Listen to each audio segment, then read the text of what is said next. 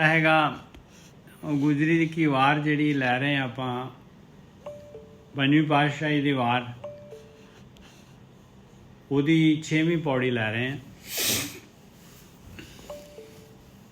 ਔਰ ਪੰਜਵੀਂ ਪੌੜੀ 'ਚ ਮਹਾਰਾਜ ਨੇ ਦੱਸਿਆ ਸੀਗਾ ਬਈ ਜਿਹਨੂੰ ਜਿਹੜਾ ਵੀ ਮੁਕਤ ਹੋਇਆ ਹੈ ਸੰਸਾਰ ਸਮੁੰਦਰ ਤੋਂ, ਜਿਹੜਾ ਵੀ ਨਿਕਲਿਆ ਹੈ ਭਾਈ, ਜਿਹੜਾ ਵੀ ਇਸ ਸਮੁੰਦਰ ਦੇ ਪਾਰ ਨਿਕਲ ਗਿਆ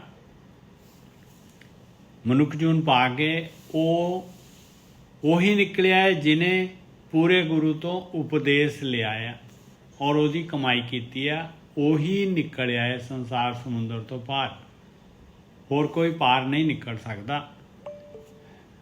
ਹੁਣ ਜਿਹੜਾ ਹੈਗਾ 6ਵੀਂ ਪੌੜੀ ਆਈ, ਉਸ ਤੋਂ ਪਹਿਲਾਂ ਪੰਜਵੀਂ ਪਾਤਸ਼ਾਹੀ ਦੇ ਉਹਨਾਂ ਦੀ ਪੌੜੀ, ਉਹਨਾਂ ਦੀ ਵਾਰ ਹੈ ਅਤੇ ਉਹਨਾਂ ਦਾ ਹੀ ਸ਼ਲੋਕ ਆ ਰਿਹਾ। ਔਰ ਹਾਲੇ ਤੱਕ ਮੈਂ ਜਿੰਨੇ ਵੀ ਆ 5 ਪੌੜੀਆਂ ਦੇਖੀਆਂ, ਇਹਨਾਂ ਦੇ ਵਿੱਚ ਸਾਰੇ ਸ਼ਲੋਕ ਵੀ ਪੰਜਵੀਂ ਪਾਤਸ਼ਾਹੀ ਦੇ ਹੈਗੇ ਅਤੇ ਪੌੜੀਆਂ ਵੀ ਉਹਨਾਂ ਦੀਆਂ ਹੈਗੀਆਂ। ਅੱਗੇ ਦੇਖਾਂਗੇ ਜੇ ਚੇਂਜ ਹੋਇਆ ਤੇ ਅੰਗ 519 ਤੇ ਸ਼ਲੋਕ ਮਹੱਲਾ ਪੰਜਵਾਂ।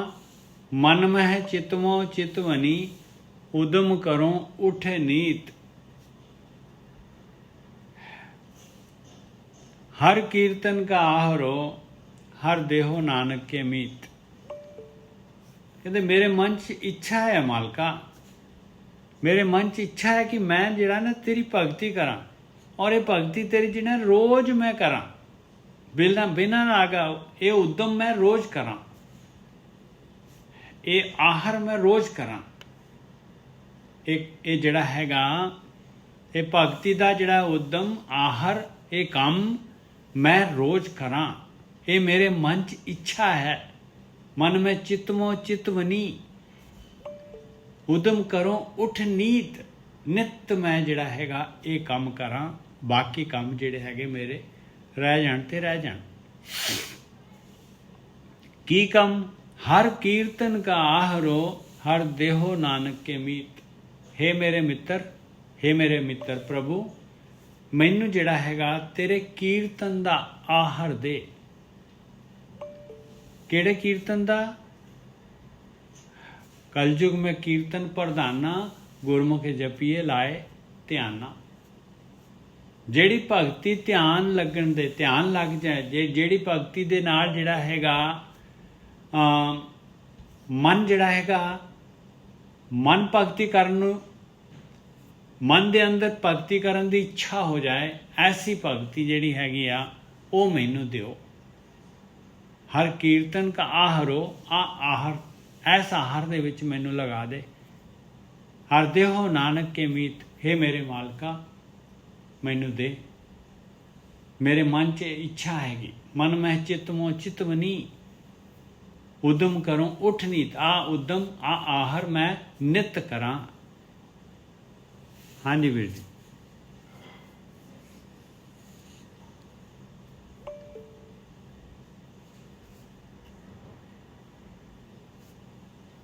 ਹਾਂਜੀ ਨਿੱਜਾ ਸਾਹਿਬ, ਪਹਿਲੀ ਤੁਕ ਦੁਬਾਰਾ ਬੋਲ ਦਿਓ। ਮਨ ਮਹਿ ਚਿਤਵੋ ਚਿਤਵਨੀ ਉਦਮ ਕਰੋ ਉਠ ਨੀਤ।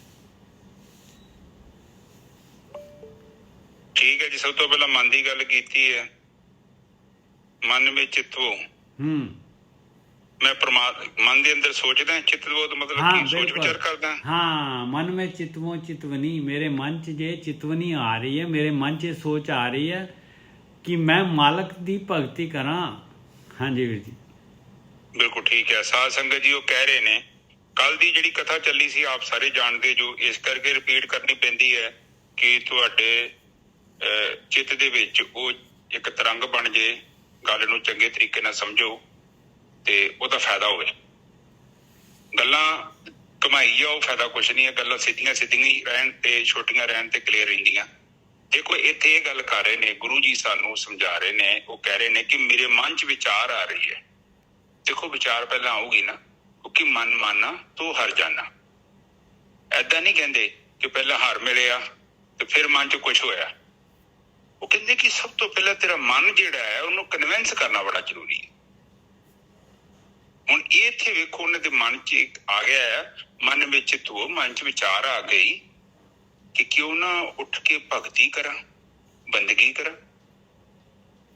ਕਿਉਂਕਿ ਸਮਾਂ ਲੰਘ ਰਿਹਾ, ਹੱਥ 'ਚ ਕੋਈ ਜੈਨੂਇਨ ਚੀਜ਼ ਅਜੇ ਤੱਕ ਤੇ ਮਿਲੀ ਨਹੀਂ। ਜੈਨੂਇਨ ਦਾ ਮਤਲਬ ਅਸਲੀ ਹੀਰਾ। ਨਕਲੀ ਦਾ ਫਾਇਦਾ ਕੁਛ ਨਹੀਂ, ਕਿਉਂਕਿ ਨਕਲੀ ਧਰਮਰਾਜ ਨਹੀਂ ਲੈਂਦਾ। ਜਿਹੜਾ ਲੋਕੀ ਦੇ ਦਿੰਦੇ ਨਾ ਪੰਜਾਂ ਨਾਮਾਂ ਦਾ, ਇਹ ਸਭ ਨਕਲੀ ਨਾਮ ਹੈ। ਏਦਾਂ ਦਾ ਕੋਈ ਨਾਮ ਹੈ ਹੀ ਨਹੀਂ। ਗੁਰੂ ਗ੍ਰੰਥ ਸਾਹਿਬ 'ਚ ਤੇ ਨਹੀਂ ਹੈਗਾ, ਹੋਰ ਬਾਹਰ ਕਿਤੇ ਲਿਖਿਆ ਹੋਵੇ ਤੇ ਗੱਲ ਵੱਖਰੀ। ਉਹ ਕਹਿੰਦੇ ਆ ਕਿ ਮੇਰੇ ਮਨ 'ਚ ਵਿਚਾਰ ਆ ਰਹੀ ਹੈ ਕਿ ਮੈਂ ਭਗਤੀ ਕਰਾਂ। ਜਿਗਿਆਸਾ ਵੀ ਕਹਿ ਸਕਦੇ ਆਪਾਂ, ਜਿਗਿਆਸਾ ਉਤਪੰਨ ਹੋ ਰਹੀ ਹੈ ਮੇਰੇ ਅੰਦਰ, ਮਨ ਦੇ ਚਿੱਤ ਦੇ ਅੰਦਰ। ਨਹੀਂ, ਇੱਛਾ ਹੋ ਰਹੀ ਹੈ ਭਗਤੀ ਕਰਨ ਦੀ। ਵੀ ਜਿਗਿਆਸਾ ਇੱਛਾ ਹੀ ਕਹਿੰਦੇ ਨੇ। ਠੀਕ ਹੈ। ਹੁਣ ਜਦੋਂ ਮਨ 'ਚ ਇੱਛਾ ਪੈਦਾ ਹੋ ਗਈ ਹੈ, ਦੇਖੋ ਸਭ ਤੋਂ ਪਹਿਲਾਂ ਤੇ ਇਹ ਗੱਲ ਹੈ ਕਿ ਦੇਖੋ ਜਿੰਨਾ ਚਿਰ ਤੱਕ ਤੁਹਾਡੇ ਮਨ 'ਚ ਇੱਛਾ ਨਹੀਂ ਨਾ ਪੈਦਾ ਹੋਈ, ਤੁਸੀਂ ਕੁਛ ਵੀ ਨਹੀਂ ਕਰਨਾ।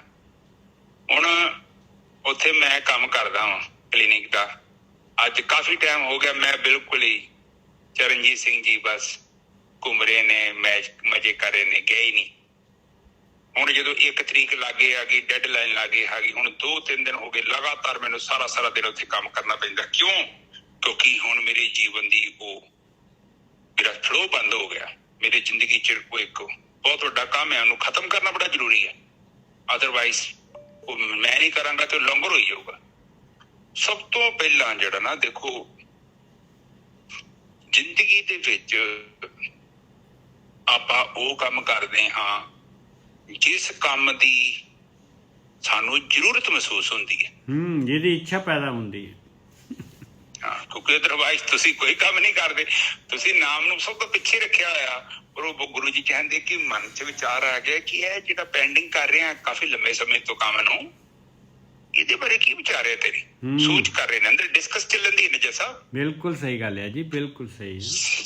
ਸੈਲਫ ਕਾਉਂਸਲਿੰਗ ਕਿ ਮਨ ਦੇ ਅੰਦਰ ਵਿਚਾਰ ਚੱਲ ਰਿਹਾ। ਬੈਠਾ ਮੈਂ ਵੀ ਸੋਚਦਾ ਨਾ ਕਿ ਇੱਥੇ ਇੰਜ ਕਰ ਲਾ, ਉੱਥੇ ਇੰਜ ਕਰ ਲਾ। ਉਹ ਗੁਰੂ ਜੀ ਬੈਠੇ ਨੇ, ਉਹ ਕਹਿੰਦੇ ਨੇ ਕਿ ਮਨ 'ਚ ਇੱਛਾ ਆਈ ਯਾਰ, ਕਿਉਂ ਨਾ ਹਰ ਦਿਨ ਉੱਠ ਕੇ ਬੰਦਗੀ ਕਰ ਲਈ ਜਾਏ।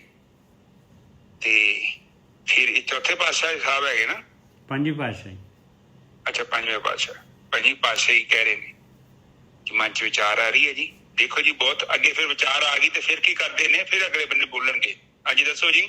ਹਰ ਕੀਰਤਨ ਕਾ ਆਹਰੋ ਹਰ ਦੇਹੋ ਨਾਨਕ ਕੇ ਮੀਤ। ਦੇਖੋ ਵਿਚਾਰ ਆਈ ਹੈ ਭਗਤੀ ਕਰਨ ਦੀ, ਵੀ ਮੈਂ ਉਦਮ ਕਰਾਂ ਤੇ ਮਾਲਕਾ, ਪਰ ਤੂੰ ਜਿਹੜਾ ਹੈਗਾ ਦੇਣਾ ਤੂੰ ਹੈਗਾ, ਇਹ ਉਦਮ ਤੇ ਤੂੰ ਲਾਉਣਾ ਆ।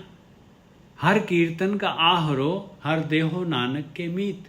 ਬਈ ਕਿਵੇਂ ਕਰਨਾ ਹੈ ਉਦਮ? ਤੂੰ ਜਿਹੜਾ ਹੈਗਾ ਮਾਲਕਾ, ਤੂੰ ਮੈਨੂੰ ਦੱਸਣਾ ਆ ਬਈ ਆਹ ਉਦਮ ਹੈ। ਨਹੀਂ ਤਾਂ ਮੈਂ ਤਾਂ ਕਰਮ ਕਾਂਡਾਂ ਦੇ ਵਿੱਚ ਫਸ ਜਾਊਂਗਾ, ਮੈਂ ਤਾਂ ਕਿਤੇ ਤੀਰਥ ਤੇ ਨਿਕਲ ਜਾਊਂਗਾ, ਮੈਂ ਤਾਂ ਕੋਈ ਪਾਠ ਕਰੀ ਜਾਊਂਗਾ, ਮੈਂ ਤਾਂ ਕੁਛ ਵੀ ਜਿਹੜਾ ਹੈਗਾ ਉਦਮ, ਕਈ ਤਰ੍ਹਾਂ ਦੇ ਉਦਮ ਹੈਗੇ ਭਗਤੀ ਦੇ, ਮੈਂ ਤਾਂ ਉੱਧਰ ਉਲਝ ਜਾਊਂਗਾ। ਇਸ ਕਰਕੇ ਹਰ ਕੀਰਤਨ ਕਾ ਆਹਰੋ, ਬਸ ਵੀ ਕੀਰਤੀ ਜਿਹੜੀ ਹੈ ਮਾਲਕ ਪਰਮਾਤਮਾ ਦੀ ਸਿਫਤ ਸਲਾਹ ਜਿਹੜੀ ਹੈਗੀ ਆ, ਉਹ कलयुग में कीर्तन प्रधाना गुरमुख जपिए लाए ध्याना। और ऐसा कीर्तन कर मन मेरे इहाँ ऊहाँ जो काम तेरे। वो कीर्तन जिहड़ा इत्थे भी काम आए ते लोक परलोक दे विच जिहड़ा है जिहदे नाल की चढ़ाई हो जाए, शोभा हो जाए। हाँ जी वीर जी।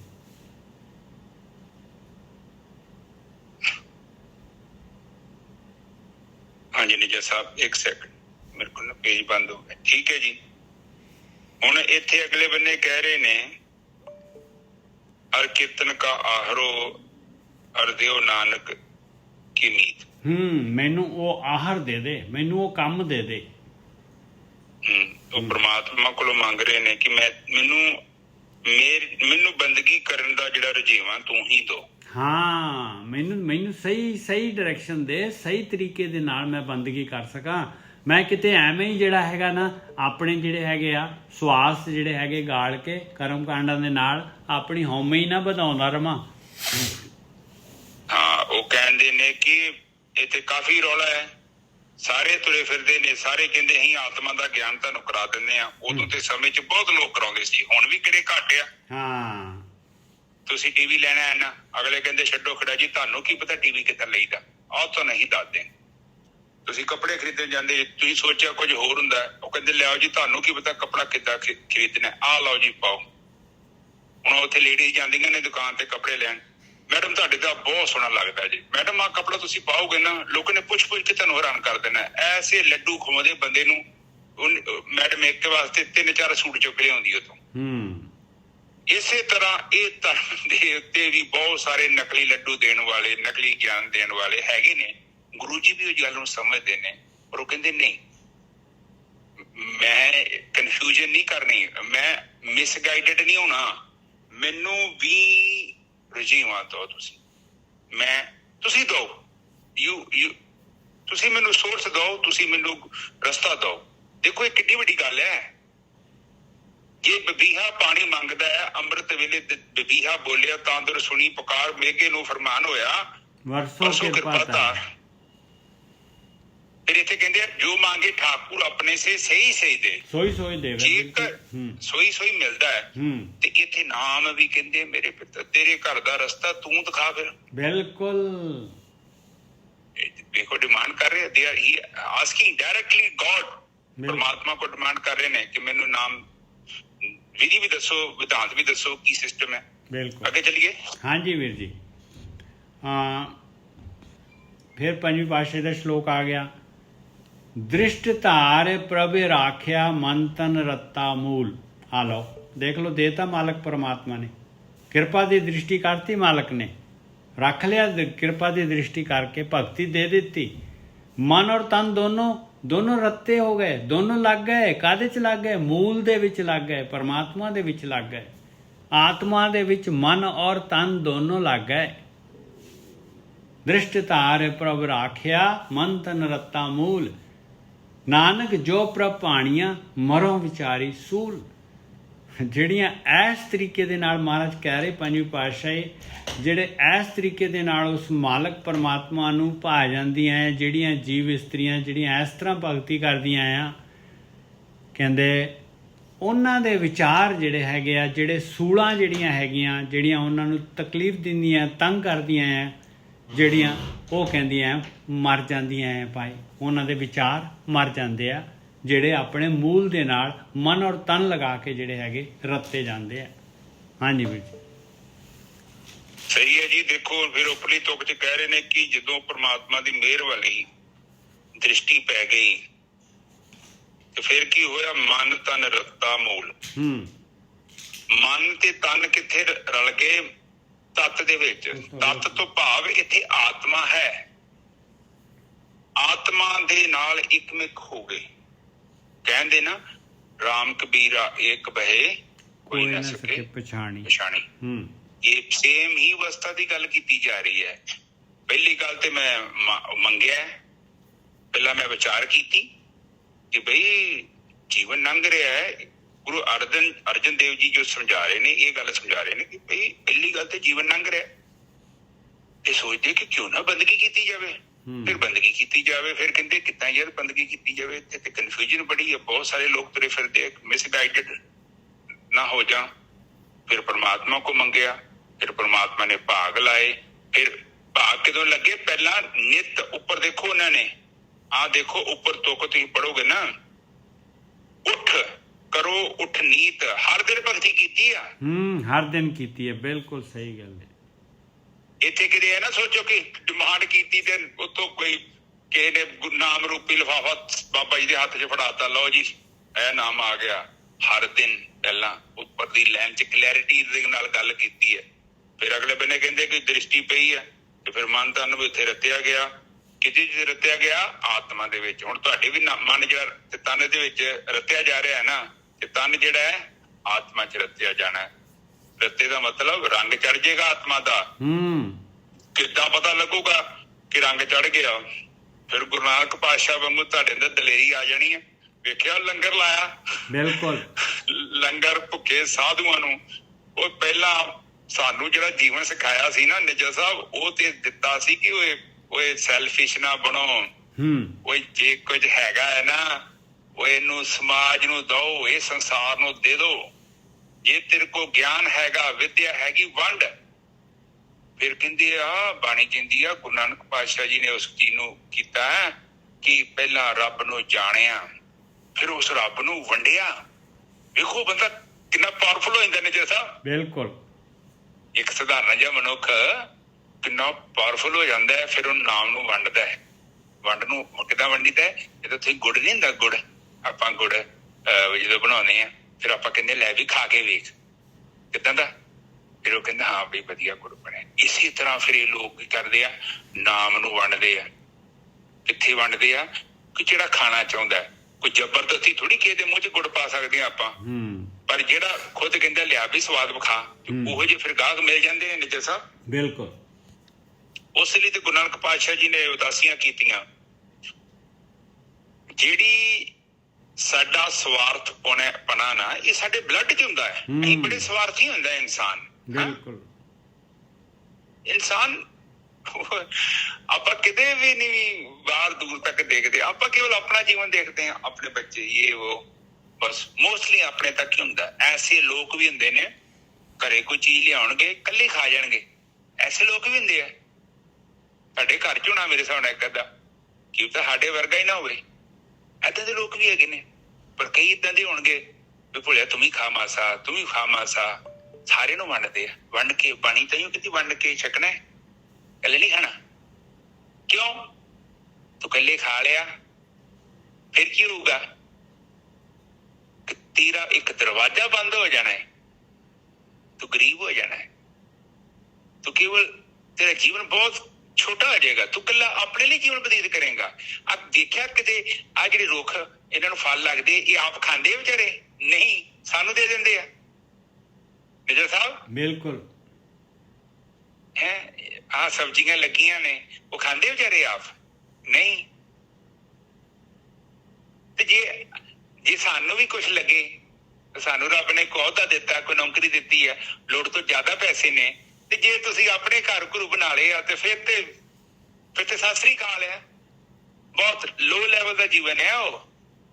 ਇਹ ਗੁਰੂ ਜੀ ਗੁਰੂ ਨਾਨਕ ਪਾਤਸ਼ਾਹ ਨੂੰ ਨਹੀਂ ਦਿਖਿਆ ਸੀ ਕਿ ਮੈਂ ਇੱਥੇ ਆਪਣਾ ਕੋਈ ਧਾਰਮਿਕ ਸਥਾਨ ਬਣਾ ਕੇ ਬਹਿ ਜਾ ਰਮਾਨ ਨਾਲ, ਇੱਥੇ ਲੋਕਾਂ ਨੂੰ ਨਾਮਦਾਨ ਦੇਵਾਂ। ਵਾਧੂ ਲੋਕ ਸੀ ਜਿਗਿਆਸੂ, ਉਦੋਂ ਵਾਧੂ ਲੋਕੀ ਏਦਾਂ ਬਿਜ਼ਨਸ ਕਰਦੇ ਸੀ, ਪਰ ਨਹੀਂ। ਕਿਉਂ? ਕਿਉਂਕਿ ਗੁਰਮੁਖ ਨੇ ਰੱਬ ਦੇ ਵੱਲ ਮੁੱਖ ਹੈ। ਹੁਣ ਇੱਕ ਬੰਨੇ ਮੇਰੀ ਦੋਸਤੀ ਰੱਬ ਨਾ ਹੋਵੇ, ਉਹ ਮੈਂ ਕੀ ਕਰਨਾ ਹੈ? ਛੋਟਾ ਮੋਟਾ ਸਮਾਨ ਕੀ ਕਰਨਾ ਹੈ? ਇਸੇ ਤਰ੍ਹਾਂ ਉਹ ਸਾਨੂੰ ਸਿਖਾਉਂਦੇ ਨੇ ਕਿ ਨਹੀਂ, ਉਹ ਤੁਸੀਂ ਆਪਣੇ ਆਪ ਨੂੰ ਕਿਤੇ ਵੇਚ ਨਾ ਦਿਓ, ਤੁਸੀਂ ਬਹੁਤ ਕੀਮਤੀ ਜੋ। ਪਰ ਬੰਦੇ ਦਾ ਜ਼ਮੀਰ, ਕੋਈ ਆਲੂ ਦੇ ਬਦਲੇ, ਕੋਈ ਗੰਢਿਆਂ ਦੇ ਬਦਲੇ, ਕੋਈ ਏਦਾਂ ਹੀ ਆਪਣੇ ਆਪ ਨੂੰ ਛੋਟੀਆਂ ਮੋਟੀਆਂ ਚੀਜ਼ਾਂ ਬਦਲੇ ਵੇਚ ਦਿੰਦਾ ਹੈ। ਕੋਈ 10,000 ਬਦਲੇ, ਕੋਈ 2,000 ਬਦਲੇ, ਕੋਈ 5,000 ਬਦਲੇ। ਉਹ ਯਾਰ ਤੁਸੀਂ ਨਾ ਵੇਚੋ ਆਪਣੇ ਆਪ ਨੂੰ, ਕੀ ਕਰੋਗੇ ਇਹਨੂੰ ਘਰ ਨੂੰ? ਉਹ ਘਰ 'ਚ ਤੁਹਾਨੂੰ ਖੁਸ਼ੀ ਨਹੀਂ ਮਿਲਣੀ, ਕਿਉਂਕਿ ਉਹ ਤੁਹਾਡੇ ਪੈਸਿਆਂ ਦਾ ਤਾਂ ਹੈ ਹੀ ਨਹੀਂ। ਮੈਂ ਦੱਸਣ ਦੇ ਨਾ ਤੁਹਾਨੂੰ, ਆਪਾਂ ਕਿਸੇ ਦਾ ਠੱਗੀ ਵਾਲਾ ਮਕਾਨ ਲੈ ਲਈਏ ਨਾ, 1 ਮਿੰਟ ਲਾਈਦਾ ਉੱਥੇ ਕਬਜ਼ਾ ਕਰਨ ਦੇ ਲਈ। ਇੱਥੇ ਸਾਹਮਣੇ ਮੈਂ ਅੱਜ ਸਾਲ ਹੋ ਗਿਆ, ਮੈਂ ਬੜੇ ਖੂਬਸੂਰਤ 2 ਆਲਣੇ ਲਿਆਂਦੇ ਨੇ ਨਿੱਜਰ ਸਾਹਿਬ, ਐਡੇ ਵਧੀਆ ਮੈਨਮੇਡ। ਨਹੀਂ ਰਹਿੰਦੇ ਉਹ 'ਚ ਕੋਈ ਵੀ ਨਹੀਂ ਆ। ਆਪ ਜਸਟ ਸੋਚੋ ਕਿ ਉਹਨਾਂ ਦੇ ਅੰਦਰ ਕਿੰਨਾ ਸਵੈ ਮਾਨ ਹੈਗਾ। ਉਹ they don't want, ਸਾਡੇ ਘਰ ਨਹੀਂ ਚਾਹੁੰਦੇ ਨਕਲੀ ਘਰ, ਖੁਦ ਆਪਣੇ ਘਰ ਬਣਾਏ, ਉਹਦੇ ਵਿੱਚ ਹੀ ਰਹਿਣਗੇ ਉਹ। ਇਸੇ ਤਰ੍ਹਾਂ ਸਾਨੂੰ ਵੀ ਜੇਕਰ ਸਹੀ ਜੀਵਨ ਬਤੀਤ ਕਰਨਾ ਹੈ, ਜੀਵਨ ਤੇ ਸੱਚ ਤੇ ਕਰਕੇ ਹੀ ਹੈ, ਹੋਰ ਤੇ ਕੋਈ ਮਕਸਦ ਹੀ ਨਹੀਂ ਹੈਗਾ। ਜਿੱਥੇ ਤੁਸੀਂ ਸੱਚ ਨਹੀਂ ਖਰੀਦਿਆ, ਤੁਸੀਂ ਝੂਠ ਖਰੀਦ ਲਿਆ, ਸਮਝ ਲਓ ਕਿ ਤੁਸੀਂ ਇੱਕ ਵੱਡਾ ਪੱਥਰ ਤੁਹਾਡੇ 'ਚ ਵੱਜਾ ਆ ਕੇ ਥੱਲੇ ਧੱਕਦਾ ਤੁਹਾਨੂੰ ਉਹਨੇ। ਮਤਲਬ ਮੈਂ ਫਿਰ ਸੌਖਾ ਕਰਾਂ, ਮਤਲਬ ਮੈਂ ਤਾਂ ਚੜ੍ਹਦਾ ਪਿਆ, ਕਬੀਰ ਸਾਹਿਬ ਵੀ ਚੜ੍ਹ ਰਿਹਾ, ਆਪਾਂ ਵੀ ਚੜ੍ਹ ਰਹੇ ਹਾਂ। ਆਤਮਾ ਦੇ ਵੱਲ ਜਾਣਾ ਹੈ ਆਪਾਂ ਨੇ, ਆਖਰੀ ਮੰਜ਼ਿਲ ਹੀ ਆਤਮਾ ਹੈ। ਤੇ ਜਦੋਂ ਕਾਮ, ਕ੍ਰੋਧ, ਲੋਭ, ਮੋਹ, ਹੰਕਾਰ ਦਾ ਕੋਈ ਪੱਥਰ ਸਾਡੇ 'ਚ ਆ ਕੇ ਵੱਜਦਾ ਤੇ ਨਿੱਜਰ ਸਾਹਿਬ 10-12 ਫੁੱਟ ਤੇ ਲੈ ਹੀ ਜਾਂਦਾ ਨਾ, ਅਗਲਾ ਧੱਕ ਗਏ। ਬਿਲਕੁਲ। ਤੇ ਫਿਰ ਹੁਣ ਉਹਦੇ 10-12 ਫੁੱਟ ਆਪਾਂ ਪਿੱਛੇ ਡਿੱਗੇ ਆ, ਇਹਦਾ ਮਤਲਬ ਯਾਤਰਾ ਫਿਰ ਹੁਣ ਜਿੰਨਾ ਤੁਸੀਂ ਆਪਣੇ ਤੇ ਪੱਥਰ ਚੁੱਕ ਲੋਗੇ, ਉਨੀ ਯਾਤਰਾ ਚੜ੍ਹਨੀ ਬੜੀ ਔਖੀ ਮੁੜ ਕੇ। ਬਿਲਕੁਲ ਪੰਗਾ ਕੀ ਹੈ। ਕਈ ਵਾਰ ਵੇਖਿਆ ਨਾ ਟਰੈਕਟਰ ਉਹ ਨਹੀਂ ਕੱਢ ਪਾਉਂਦਾ ਟਰਾਲੀ। ਕਿਉਂ ਨਹੀਂ ਕੱਢ ਪਾਉਂਦਾ? ਕਿਉਂਕਿ ਉਹਦੇ 'ਚ ਇੰਜਣ ਜਿੰਨੀ ਪਾਵਰ ਹੀ ਨਹੀਂ ਹੈਗੀ। ਤੇ ਫਿਰ ਕੀ ਕਰਦੇ ਨੇ ਲੋਕ, ਸਿਆਣੇ ਲੋਕ ਕਰਦੇ ਆ, ਫਿਰ ਹੌਲੀ ਕਰਕੇ ਉੱਥੋਂ ਮਿੱਟੀ ਲਾ ਲੈਂਦੇ ਨੇ ਥੋੜੀ ਜਿਹੀ, ਉਹ ਕਹਿੰਦੇ ਦਫਾ ਕਰੋ, ਉਹ ਟਰਾਲੀ ਪੂਰੀ ਨਹੀਂ ਜਾਂਦੀ, ਕਮ ਸੇ ਕਮ ਅੱਧੀ ਤੇ ਲੈ ਜਾਈਏ। ਹਾਂ ਇਸੇ ਤਰ੍ਹਾਂ ਤੁਸੀਂ ਵੀ ਆਪਣੇ ਥੋੜੇ ਕਰਮ ਵੇਖੋ, ਕਮ ਸੇ ਕਮ ਟਰਾਲੀ ਦਾ ਲੋਡ ਤੇ ਘਟੇ, ਬਿਲਕੁਲ। ਥੋੜਾ ਗੱਡੀ ਤਾਂ ਤੇ ਤੁਰੇ। ਤੇ ਇਹ ਟਾਇਰ ਪਹਿਲੇ ਹੀ ਚਿੱਕੜ 'ਚ ਫਸੇ, ਮੇਰੇ ਵਰਗਾ ਹੋਰ ਉੱਤੋਂ ਬੋਬੀ ਕੱਢ ਲੈਂਦਾ ਤੇ ਫਿਰ ਉਹ ਨਹੀਂ ਟਰਾਲੀ ਤੁਰਨੀ ਮੁੜ ਕੇ, ਉਹ ਤੇ ਉੱਥੇ ਰੁਕ ਜਾਏਗੀ। ਘੱਟ ਪਾਰ ਇਹੋ ਚੀਜ਼ ਸਮਝ। ਗੋਰਖੀ ਸਾਹਿਬ, ਘੱਟ ਪਾਰ ਤੇ ਸਾਥ ਨਾਲੋਂ ਮੂਹਰੇ, ਭਾਰ ਘੱਟ ਹੋਣਾ ਚਾਹੀਦਾ ਬਸ। ਸਹੀ ਆ। ਇੱਕ ਸਮਾਂ ਆਉਣਾ ਹੈ ਤੁਹਾਨੂੰ ਆਪਣਾ ਨਾਮ ਹੀ ਛੱਡਣਾ ਪੈਣਾ। ਨਾਮ, ਉੱਥੇ ਨਾਮ ਨਹੀਂ, ਉੱਥੇ ਤੁਸੀਂ ਜਾ ਨਹੀਂ ਸਕਦੇ ਜਿਹਦਾ ਨਾਂ ਹੈਗਾ ਤੁਹਾਡਾ। ਤੇ ਨਾਮ ਨਹੀਂ ਹੈਗਾ ਪਤਾ ਤੁਹਾਨੂੰ ਕੋਈ, ਇਹ ਨਾਮ ਤੇ ਲੋਕਾਂ ਨੇ ਦਿੱਤਾ ਤੁਹਾਨੂੰ। ਮੈਨੂੰ ਚਰਨਜੀਤ ਕਹੀ ਜਾਂਦੇ, ਕੌਣ ਚਰਨਜੀਤ? ਮੇਰੇ ਘਰ ਦੇ ਚਰਨਜੀਤ ਥੋੜੀ ਕੋਈ ਜਾਣਦੇ ਆ, ਉਹਦੇ ਨਾਲ ਰਹਿੰਦੇ ਨੇ। ਚਰਨਜੀਤ ਨੂੰ ਕੇਵਲ ਚਰਨਜੀਤ ਹੀ ਜਾਣ ਸਕਦਾ ਹੈ। ਮੇਰਾ ਨਾਮ ਮੇਰੀ ਆਇਡੈਂਟੀ ਨਹੀਂ, ਮੇਰਾ ਆ ਸਰੀਰ ਵੀ ਮੇਰੀ ਆਇਡੈਂਟੀਟੀ ਨਹੀਂ। ਮੈਂ ਇਹਦੇ ਪਿੱਛੇ ਆ, ਜਿੱਦਾਂ ਤੁਸੀਂ ਇਹਦੇ ਪਿੱਛੇ ਬੈਠੇ ਹੋ। ਤੁਸੀਂ ਇੱਕ ਚੇਤਨਾ ਜੋ, ਕਿਹੜੀ ਚੇਤਨਾ? ਬ੍ਰਹਮ, ਪਰਮਾਤਮਾ ਹੋ ਤੁਮ। ਪਰ ਕੀ ਹੋਇਆ? ਬਾਣੀ ਕਹਿੰਦੀ ਕਾਈ ਆ ਗਈ ਉੱਤੇ, ਕੰਮ ਕ੍ਰੋਧ ਲੋਭ ਮੋਹ ਹੰਕਾਰ ਦੀ ਹਉਮੈ ਦੀ ਕਾਈ ਆ ਗਈ। ਤੇ ਇਸ ਕਰਕੇ ਕੀ ਹੋਇਆ? ਉਹ ਨਿਰਮਲ ਜਲ ਜਿਹੜਾ ਹੈ ਉਹ ਥੱਲੇ ਛੁਪ ਗਿਆ। ਚੰਦਰਮਾ ਚੜ੍ਹਦਾ ਹੈਗਾ ਪਰ ਉਹਦੀ ਤਸਵੀਰ ਪਾਣੀ 'ਚ ਨਹੀਂ ਬਣਦੀ ਹੁਣ। ਕਿਉਂ? ਕਾਈ ਆ ਗਈ ਹੈ, ਮਿਟੇ ਨਾ ਭਰਮ ਕੀ ਕਾਈ। ਉਸ ਕਾਈ ਨੂੰ ਖਤਮ ਕਰਨ ਦੇ ਲਈ ਤੇ ਆਪਾਂ ਧਿਆਨ ਸਿਮਰਨ ਕਰਨਾ ਹੈ। ਫਿਰ ਹੌਲੀ ਕਰਕੇ ਤੁਹਾਡਾ ਚਿੱਤ ਸ਼ੁੱਧ ਹੋਈ ਜਾਣਾ, ਸ਼ੁੱਧ ਹੋਈ ਜਾਣਾ। ਫਿਰ ਇੱਕ ਸਮਾਂ ਆਊਗਾ ਬਿਲਕੁਲ ਨਿਰਮਲ ਹੋ ਜਾਣਾ ਇਹਨੇ, ਨੀਰ ਦੇ ਵਾਂਗੂ, ਕਬੀਰ ਸਾਹਿਬ ਜਿੱਦਾਂ ਕਹਿੰਦੇ ਆ। ਫਿਰ ਕੀ ਹੋਊਗਾ? ਫਿਰ ਸਵੇਰੇ ਸ਼ਾਮੀ ਤੁਸੀਂ 5-6 ਮਿੰਟ ਬਹਿਣਾ ਹੈ, ਬਸ 2 ਮਿੰਟ ਲੱਗਣੇ ਨੇ। ਨੋਰਮਲ ਜੀ ਸਫਾਈ ਦੀ ਲੋੜ ਹੈ, ਨੋਰਮਲ ਜੀ, ਬਸ ਕਿਤੇ ਮਾੜਾ ਮੋਟਾ ਥੋੜਾ ਬਹੁਤਾ ਕਿਤੇ ਹੋ ਗਿਆ। ਫਿਰ ਇੱਕ ਸਮਾਂ ਆਊਗਾ ਬਿਲਕੁਲ ਸਟਾਪ, ਕੁਛ ਨਹੀਂ ਹੋ ਸਕਦਾ ਤੁਹਾਡੇ ਅੰਦਰ। ਇੰਨੀ ਉਚਾਈ ਆ ਜਾਣੀ ਆ, ਤੁਹਾਡੇ ਅੰਦਰ ਚੀਜ਼ ਸੁੱਟੀ ਨਹੀਂ ਜਾ ਸਕਦੀ। ਤੁਸੀਂ ਨੁਕਸਾਨ ਖਾ ਲੋਗੇ ਪਰ ਕਿਸੇ ਦਾ ਨੁਕਸਾਨ ਕਰਨਾ ਬਹੁਤ ਔਖਾ ਹੈ। ਕਿਉਂ? ਕਿਉਂਕਿ ਅੰਦਰ ਦਾ ਜਿਹੜਾ ਨਾ ਚੇਤਨਾ ਪ੍ਰਗਟ ਹੋ ਗਈ। ਪੱਥਰਾਂ 'ਚ ਬਹੁਤ ਘੱਟ ਚੇਤਨਾ ਹੈ, ਉਹਨਾਂ ਤੋਂ ਵੱਧ ਚੇਤਨਾ ਜਿਹੜੀ ਬਨਸਪਤੀ ਹੈ, ਬਨਸਪਤੀ ਤੋਂ ਵੱਧ ਚੇਤਨਾ ਜਾਨਵਰਾਂ 'ਚ, ਉਹਨਾਂ ਤੋਂ ਵੱਧ ਚੇਤਨਾ ਜਿਹੜੀ ਪੰਛੀਆਂ ਦੇ ਵਿੱਚ ਹੈ। ਫਿਰ ਇਸੇ ਤਰ੍ਹਾਂ ਕਰਕੇ ਫਿਰ ਸਭ ਤੋਂ ਜ਼ਿਆਦਾ ਚੇਤਨਾ ਜਿਹੜੀ ਆ ਉਹ ਇੱਕ ਮਨੁੱਖ 'ਚ ਹੈਗੀ ਆ। ਔਰ ਮਨੁੱਖ ਦੇ ਵਿੱਚ ਵੀ ਜਦੋਂ ਕੋਈ ਬ੍ਰਹਮ ਗਿਆਨੀ ਪੈਦਾ ਹੋ ਜਾਂਦਾ ਹੈ ਭਗਤੀ ਕਰਕੇ, ਫਿਰ ਉਹ 'ਚ ਬਹੁਤ ਚੇਤਨਾ ਪ੍ਰਗਟ ਹੋ ਜਾਂਦੀ, ਬਹੁਤ ਚੇਤਨ ਹੋ ਜਾਂਦਾ ਹੈ। ਇੰਨਾ ਚੇਤਨ ਹੋ ਜਾਂਦਾ ਹੈ ਉਹ ਬੇਹੋਸ਼ ਨਹੀਂ ਹੈਗਾ। ਹਰ ਚੀਜ਼ ਉਹਦੇ ਥੱਲੋਂ ਦੀ ਲੰਘ ਰਹੀ ਹੈ। ਉਹਦਾ ਚਿੱਤ ਕਿੱਦਾਂ ਦਾ ਹੈ? ਇਹ ਨਹੀਂ ਕਿ ਗੰਦਾ ਮੰਦਾ ਨਹੀਂ ਆ, ਥੱਲੇ ਪੁਲ ਦੇ ਥੱਲੇ ਕਿਲੋ ਝਾੜੀਆਂ ਫਸੀਆਂ, ਗੰਦ ਮੰਦ ਫਸਿਆ, ਨਹੀਂ, ਇੱਕਦਮ ਕਲੀਅਰ ਵਾਟਰ। ਹਰ ਚੀਜ਼ ਨੂੰ ਬੜੀ ਬਰੀਕੀ ਨਾਲ ਦੇਖ ਸਕਦੇ ਹੋ। ਇਸੇ ਤਰ੍ਹਾਂ ਤੁਹਾਡੀ ਚੇਤਨਾ ਜਦੋਂ ਪ੍ਰਗਟ ਹੋ ਗਈ, ਤੁਸੀਂ ਚੀਜ਼ ਨੂੰ ਉਸਦੇ ਅਸਲੀ ਰੂਪ 'ਚ ਦੇਖ ਸਕਦੇ। ਠੀਕ ਹੈ ਨਾ ਜੀ ਸਾਹਿਬ? ਅੱਗੇ ਚੱਲੀਏ। ਅੱਗੇ ਪੌੜੀ ਆ ਗਈ ਜੀ। ਪੌੜੀ, ਜੀ ਕੀ ਬਿਰਥਾ ਹੋਏ ਸੋ ਗੁਰ ਭੈ ਅਰਦਾਸ ਕਰ। ਹੁਣ ਭਗਤੀ ਕਰਨ ਲੱਗਿਆ। ਭਗਤੀ ਇਨਸਾਨ ਮਾਲਕ ਨੇ ਗੁਰੂ ਮਿਲਾਤਾ, ਬ੍ਰਹਮ ਗਿਆਨੀ ਮਿਲਾ ਦਿੱਤੇ, ਬ੍ਰਹਮ ਗਿਆਨ ਮਿਲ ਗਿਆ। ਕਹਿੰਦੇ ਤੇਰੇ ਦਿਲ ਦੇ ਵਿੱਚ ਕੋਈ ਵੀ ਬਿਰਥਾ ਹੈਗੀ, ਕੋਈ ਵੀ ਤੇਰੇ ਅੰਦਰ ਜਿਹੜੀ ਹੈਗੀ ਪ੍ਰੋਬਲਮ ਹੈਗੀ ਤੇਰੀ, ਤੇ ਗੁਰੂ ਦੇ ਕੋਲ ਅਰਦਾਸ ਕਰ। ਗੁਰੂ ਦੇ ਕੋਲ ਅਰਦਾਸ ਕਰ। ਗੁਰੂ ਦੇ ਕੋਲ ਸਾਰਾ ਕੁਝ ਕਲੀਅਰ ਕੱਟ, ਆਪਣਾ ਮਨ ਔਰ ਤਨ ਦੋਨੋਂ ਰੱਖ ਦੇ। ਛੋੜ ਸਿਆਣਪ ਸਗਲ, ਸਾਰੀਆਂ ਆਪਣੀਆਂ ਸਿਆਣਪਾਂ ਛੱਡ ਦੇ। ਤੂੰ ਨਹੀਂ ਕੁਛ ਕਰ ਸਕਦਾ। ਮਨ ਤਨ ਅਰਪ ਧਰ, ਮਨ ਔਰ ਤਨ ਦੋਨੋਂ ਦੇ ਦੋਨੋਂ ਅਰਪ ਕਰ ਦੇ ਗੁਰੂ ਦੇ ਕੋਲ। ਕੋਈ ਵੀ ਲੁਕਾਵ ਛੁਪਾਵ ਨਾ ਕਰ। ਫਿਰ ਪੂਜੋ ਗੁਰ ਕੇ ਪੈਰ ਦੁਰਮਤ ਜਾਏ ਜਰ। ਕਹਿੰਦੇ ਗੁਰੂ ਦੀ ਮੱਤ ਲੈ। ਗੁਰੂ ਦੇ ਪੈਰ ਪੂਜਣੇ ਕੀ ਹੈ? ਗੁਰੂ ਦੀ ਮੱਤ ਲੈਣੀ। ਗੁਰੂ ਦੀ ਮੱਤ ਲੈ, ਗੁਰੂ ਤੋਂ ਵਿਵੇਕ ਬੁੱਧੀ ਲੈ, ਤੇ ਤੇਰੀ ਭੈੜੀ ਬੁੱਧੀ, ਤੇਰੀ ਮਨ ਮੱਤ ਜਿਹੜੀ ਹੈਗੀ ਸੜ ਜਾਏਗੀ। ਪੂਜੋ ਗੁਰ ਕੇ ਪੈਰ, ਸ਼ਰਧਾ ਦੇ ਨਾਲ, ਪਿਆਰ ਦੇ ਨਾਲ ਗੁਰੂ ਦੀ ਮੱਤ ਲੈ ਔਰ ਆਪਣੀ ਮੱਤ ਰਿਪਲੇਸ ਕਰ। ਇਹ ਦੁਰਮਤ, ਇਹ ਸੜ ਜੂਗੀ। ਪੂਜੋ ਗੁਰ, ਫਿਰ ਤੂੰ ਜਿਹੜਾ ਤੇਰੇ ਸੰਸਕਾਰ ਮਾੜੇ ਜਿਹੜੇ ਹੈਗੇ ਉਹ ਮਾੜੇ ਪਾਸੇ ਨੂੰ ਨਹੀਂ ਲੈ ਕੇ ਜਾਣਗੇ ਤੈਨੂੰ। ਸਾਧ ਜਨਾ ਕੇ ਸੰਗ ਭਵ ਜਲ ਬਿਖਮ ਤਰ। ਔਰ ਇਹ ਸੰਸਾਰ ਸਮੁੰਦਰ ਬਹੁਤ ਔਖਾ ਹੈ ਤਰਨਾ। ਇਹ ਕਾਮ ਕ੍ਰੋਧ ਲੋਭ ਮੋਹੰਕਾਰ ਦਾ ਇੰਨਾ ਚੋਗਾ ਪਿਆ ਆ, ਇੰਨਾ ਚੋਗਾ ਪਿਆ ਆ, ਇਹਨੂੰ ਛੱਡਣਾ, ਇਹਦੇ ਉੱਪਰ ਦੀ ਹੋਣਾ ਬਹੁਤ ਮੁਸ਼ਕਲ ਹੈ ਭਾਈ। ਸਾਧ ਸੰਗਤ ਦੇ ਨਾਲ ਹੀ ਤਰਿਆ ਜਾਣਾ ਹੈ ਭਾਈ। ਸਾਧ ਸੰਗਤ ਜਿਹੜੇ ਭਗਤੀ ਕਰਨ ਵਾਲੇ ਆ ਉਹਨਾਂ ਦੀ ਸੰਗਤ ਕਰਨੀ ਪਊਗੀ। ਸੇਵੋ ਸਤਿਗੁਰ ਦੇਵ ਅੱਗੇ ਨਾ ਮਰੋ ਡਰ। ਜੋ ਗੁਰੂ ਕਹਿ ਰਹੇ, ਜੋ ਬ੍ਰਹਮ ਗਿਆਨੀ ਕਹਿ ਰਹੇ ਆ, ਉਹ ਸੇਵਾ ਕਰੋ, ਉਹ ਸੇਵਾ ਕਰੋ। ਤੇ ਅੱਗੇ ਜਿਹੜਾ ਹੈਗਾ ਫਿਰ ਜਿਹੜਾ ਹੈਗਾ ਇਹ ਕਾਲ ਦੇ ਡਰ ਤੋਂ, ਮਾਇਆ ਦੇ ਡਰ ਤੋਂ ਜਿਹੜਾ ਹੈਗਾ ਆਪਾਂ ਆਤਮਿਕ ਮੌਤ ਨਹੀਂ ਮਰਾਂਗੇ। ਖਿਨ ਮੈਂ ਕਰੇ ਨਿਹਾਲ ਊਣੇ ਸੁਪਰ ਭਰ।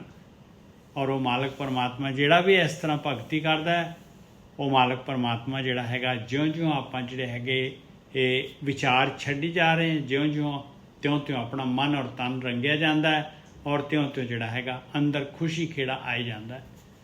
ਔਰ ਆਪਣੇ ਜਿਹੜੇ ਹੈਗੇ ਊਣੇ ਜਿਹੜੇ ਹੈਗੇ, ਆਪਣੀਆਂ ਊਣਤਾਈਆਂ ਜਿਹੜੀਆਂ ਹੈਗੀਆਂ ਉਹ ਸੁਪਰ ਬਹੁਤ ਹੀ ਪਵਿੱਤਰ ਜਿਹੜੇ ਹੈਗੇ ਵਿਚਾਰਾਂ ਦੇ ਨਾਲ ਆਪਣਾ ਅੰਦਰ ਭਰ ਜਾਂਦਾ ਹੈ। ਮਨ ਦੀਆਂ ਵਾਸਨਾਵਾਂ ਜਿਹੜੀਆਂ ਹੈਗੀਆਂ ਚਲੇ ਜਾਂਦੀਆਂ ਹੈ, ਔਰ ਮਨ ਜਿਹੜਾ ਹੈਗਾ ਇਹ ਕਾਮ ਕ੍ਰੋਧ ਲੋਭ ਮੋਹ ਹੰਕਾਰ ਦੇ ਵਿੱਚ ਗਤੀ ਕਰਨੋਂ ਰੁਕ ਜਾਂਦਾ ਹੈ। ਇਹ 9 ਦਰਵਾਜ਼ੇ ਜਿਹੜੇ ਹੈਗੇ, ਜਿਹੜੇ ਕਿ ਕਦੀ ਭਰਦੇ ਹੀ ਨਹੀਂ ਹੈਗੇ, ਇਹ ਹਮੇਸ਼ਾ ਜਿਹੜੇ ਹੈਗੇ ਇਹਨਾਂ ਦੇ ਵਿੱਚ ਹੀ ਪ੍ਰਾਣ ਸ਼ਕਤੀ ਲੱਗੀ ਰਹਿੰਦੀ ਆ, ਉਹ ਜਿਹੜੇ ਹੈਗੇ ਇਹ ਭਰ ਜਾਂਦੇ ਆ ਭਾਈ। ਤੇ 10ਵੇਂ ਦੀ ਕੰਡੀਸ਼ਨ ਮੈਟ ਹੋ ਜਾਂਦੀ ਹੈ। ਖਿਨ ਮੈਂ ਕਰੇ ਨਿਹਾਲ ਊਣੇ ਸੁਪਰ ਭਰ। 9 ਸਰ ਸੁਪਰ 10ਵੇਂ ਪੂਰੇ, ਤੈ ਅਨਹਦ ਸੁਨ ਵਜਾਵੇਂ ਤੂਰੇ। ਸੇਮ ਸੁਪਰ ਲਿਖਿਆ ਹੋਇਆ, ਇੱਥੇ ਵੀ ਉਹੀ ਸੇਮ ਚੀਜ਼ ਕਹਿ ਰਿਹਾ। ਖਿਨ ਮੈਂ ਕਰੇ ਨਿਹਾਲ ਊਣੇ ਸੁਪਰ ਭਰ। ਤੇਰੇ ਸਾਰੇ ਦੇ ਸਾਰੇ ਤੇਰੀ ਪ੍ਰਾਣ ਸ਼ਕਤੀ ਜਿਹੜੀ ਸਾਰੀ ਕਾਮ ਕ੍ਰੋਧ ਲੋਭ ਮੋਹ ਹੰਕਾਰ, ਅੱਖਾਂ ਦੇਖ ਲਓ, ਜੀਭ ਦੇਖ ਲਓ, ਕੰਨ ਦੇਖ ਲਓ, ਸਾਰੀ ਪ੍ਰਾਣ ਸ਼ਕਤੀ ਖਿੱਚ ਲੈਂਦੇ ਆ। ਤੇ ਕਹਿੰਦੇ ਇਹ ਜਿਹੜੀ ਹੈਗੀ ਆ ਇਹ ਭਰ ਜਾਣਗੇ, ਇਹਨਾਂ ਦੀ ਡਿਮਾਂਡ ਖਤਮ ਹੋ ਜਾਏਗੀ, ਇਹ ਮਿਨੀਮਮ ਤੇ ਆ ਜਾਣਗੇ। ਮਨ ਕੋ ਹੋਏ ਸੰਤੋਖ ਧਿਆਈਏ ਸਦਾ ਹਰ। ਐਕਸ਼ਨ ਕੀ ਹੈ? ਮਾਲਕ ਪਰਮਾਤਮਾ ਦਾ ਧਿਆਨ, ਮਨ ਦੇ ਵਿੱਚ ਸੰਤੋਖ ਆ ਜਾਏਗਾ। ਸੋ ਲੱਗਦਾ ਵੀਰ ਜੀ ਜਦੋਂ ਉਹ ਊਣਾ ਮਤਲਬ ਖਾਲੀ ਜਗ੍ਹਾ ਹੋ ਜਾਂਦੀ ਹੈ, ਉਹ ਕਾਮ ਕ੍ਰੋਧ ਲੋਭ ਮੋਹ ਹੰਕਾਰ ਜਦੋਂ ਗੰਦਮੰਦ ਉੱਥੋਂ ਨਿਕਲ ਜਾਂਦਾ ਹੈ, ਤੇ ਉੱਥੇ ਫਿਰ ਉਹ ਪ੍ਰਮਾਤਮਾ ਨੇ ਗੁਣਾ ਨਾਲ ਉਹਨੂੰ ਭਰ ਦੇਣਾ, ਉਹਨੂੰ ਸੁਪਰ ਉਹਨੂੰ ਭਰ ਦੇਣਾ, 10ਵੇਂ ਪੂਰੇ ਨੂੰ ਉਹਨੂੰ ਪੂਰ ਦੇਣਾ। ਹਾਂ, ਕਿਉਂਕਿ ਉਹ ਖਾਲੀ ਨਹੀਂ ਰਹਿਣ ਦਿੰਦਾ ਉਸ ਜਗ੍ਹਾ ਨੂੰ। ਬਿਲਕੁਲ। ਆਪ ਮਾਲਕ ਤਾਂ ਕਹਿੰਦਾ ਤੇਰੇ ਕੋਲ ਜਗ੍ਹਾ ਖਾਲੀ ਨਹੀਂ ਹੈ, ਮੈਂ ਕਿੱਥੇ ਤਾਂ ਦਾਤ ਕਿੱਥੇ ਦੇਵਾਂ, ਤੂੰ ਜਗ੍ਹਾ ਤਾਂ ਹੈ ਹੀ ਨਹੀਂ ਤੇਰੀ। ਗੱਲ ਤਾਂ ਇੱਥੇ ਹੈ ਨਾ, ਜਗ੍ਹਾ ਤਾਂ ਆਪਣੇ ਕੋਲ ਹੈ ਹੀ ਨਹੀਂ ਨਾ। ਹਾਂਜੀ, ਉਹੀ ਨਾ, ਉਹੀ ਉਹਦੇ ਨਾਲ ਹੀ ਹੁੰਦਾ ਹੈ, ਭਗਤੀ ਨਾਲ ਹੀ ਜਗ੍ਹਾ ਖਾਲੀ ਹੁੰਦੀ ਹੈ। ਵਿੱਚ ਆਵੇ ਜਿਹੜੇ ਉਹ ਨਿਕਲ ਜਾਂਦੇ ਆ, ਉਹ ਜਦੋਂ ਖਾਲੀ ਹੁੰਦੀ ਹੈ ਤੇ ਉਹ ਪ੍ਰਮਾਤਮਾ ਨੇ ਉਹਨੂੰ ਭਰ ਦੇਣਾ ਬਸ। ਔਰ ਜਗ੍ਹਾ ਵੀ ਜਿਹੜੀ ਹੈਗੀ ਆ ਆਪਣੀਆਂ ਵਾਸਨਾਵਾਂ ਹੈਗੀਆਂ, ਆਪਣੇ ਵਿਚਾਰ ਹੈਗੇ ਆ, ਵਿਚਾਰਾਂ ਦੀ ਮਹਿਲ ਹੈ ਉਹ, ਬਸ ਵਾਸਨਾਵਾਂ ਦੀ ਮਹਿਲ ਹੈ, ਕਾਮ ਕ੍ਰੋਧ ਲੋਭ ਮੋਹ ਹੰਕਾਰ ਦੀ ਮਹਿਲ ਹੈ, ਉਹ ਮੈਂ ਮੇਰੀ ਦੀ ਮਹਿਲ ਹੈ, ਬੜਾ ਕੁਛ ਕਾਮ ਰਾਗ ਦਵੇਸ਼ ਦੀ ਮਹਿਲ ਹੈ। ਸਾਰੇ ਜਿਹੜੇ ਔਗਣ ਨੇ ਉਹਨਾਂ ਨੂੰ ਰਿਪਲੇਸ ਕਰਕੇ ਉਹ ਗੁਣਾਂ 'ਚ ਤਬਦੀਲ ਕਰਕੇ ਉਹਨੂੰ ਭਰ ਦਿੰਦਾ। ਮਨ ਕੋ ਹੋਏ ਸੰਤੋਖ ਧਿਆਈਏ ਸਦਾ ਹਰ। ਆ ਦੇਖੋ ਗੋਰਕੀ ਜੀ ਫਿਰ ਦੁਬਾਰਾ ਸਦਾ ਆ ਗਿਆ। ਇਹ ਹਮੇਸ਼ਾ ਵਾਲਾ ਕੰਮ ਹੈਗਾ। ਜਿਹੜੇ ਕੰਮ ਦੇ ਵਿੱਚ ਫਾਇਦਾ ਹੈ, ਜਿਹੜੇ ਕੰਮ 'ਚ ਖੁਸ਼ੀ ਹੈਗੀ ਆ, ਆਨੰਦ ਹੈਗਾ, ਜਿਹੜੇ ਕੰਮ ਦੇ ਵਿੱਚ, ਉਹ ਆਪਾਂ ਤਾਂ ਇਨਸਾਨ ਦੀ ਤਾਂ ਫਿਤਰਤ ਹੈ ਗੋਰਕੀ ਸਾਹਿਬ, ਉਹੀ ਕੰਮ ਕਰੂਗਾ ਜਿਹਦੇ ਵਿੱਚ ਇਹਨੂੰ ਸਵਾਦ ਹੈ, ਜਿਹਦੇ ਵਿੱਚ ਫਾਇਦਾ ਹੈ, ਜਿਹਦੇ ਵਿੱਚ ਇਹਨੂੰ ਚੰਗਾ ਲੱਗਦਾ ਹੈ। ਜਦ ਆਹ ਚੱਖ ਲਿਆ ਮਨ ਨੇ ਤੇ ਫਿਰ ਤਾਂ ਆਹੀ ਕੰਮ ਹੀ ਰਹਿ ਜਾਣਾ ਹੈ। ਮਨ ਕੋ ਹੋਏ ਸੰਤੋਖ ਧਿਆਈਏ ਸਦਾ ਹਰ, ਸੋ ਲੱਗਾ ਸਤਿਗੁਰ ਸੇਵ ਜਾ ਕੋ ਕਰਮ ਧੁਰ। ਬਸ ਆਹੀ ਹੈਗੀ ਪਾਏ, ਲੱਗ ਗਿਆ ਗੁਰੂ ਦੀ ਜੋ ਦਸੀ ਸੇਵਾ, ਧਿਆਨ ਸਿਮਰਨ ਭਗਤੀ ਦੇ ਨਾਲ ਉਹੀ ਲੱਗਦਾ ਹੈ ਜਿਹਦੇ ਉੱਤੇ ਮਾਲਕ ਪਰਮਾਤਮਾ ਦੀ ਫੁੱਲ ਕਿਰਪਾ ਹੁੰਦੀ ਹੈ ਭਾਈ। ਪੂਰੇ ਭਾਗ ਜਾਗ ਜਾਂਦੇ ਆ, ਸਭ ਤੋਂ ਉੱਚੇ ਭਾਗ ਹੋ ਜਾਂਦੇ ਆ। ਹਾਂਜੀ ਵੀਰ,